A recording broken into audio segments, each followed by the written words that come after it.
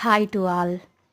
ఇవాల్టి కాలంలో రాగి సంగటి గడ్డలు కట్టుకోకుండా చేసుకోవడానికి చేతకాక చాలా మటుకు దీన్ని స్కిప్ చేసేస్తున్నారు.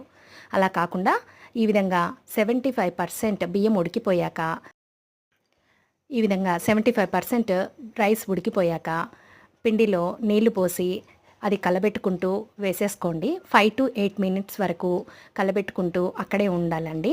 ఆయిల్ కాస్త వేశారంటే అసలు రాగి సంగటి చాలా బాగా, అంటే మైనపు ముద్దలాగా వస్తుందండి. చాలా టేస్టీగా ఉంటుంది. పిండి బాగా ఉడకడం వల్ల కడుపు నొప్పి లాంటి ప్రాబ్లమ్స్ కూడా ఉండవు. అందులోకి గోగాకు చట్నీ చేశానండి. దీంట్లోకి ఖచ్చితంగా పచ్చి ఉల్లిపాయ అయితే చాలా టేస్టీగా ఉంటుంది.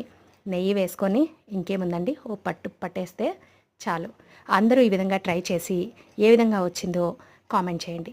ఓకేనా? బాయ్.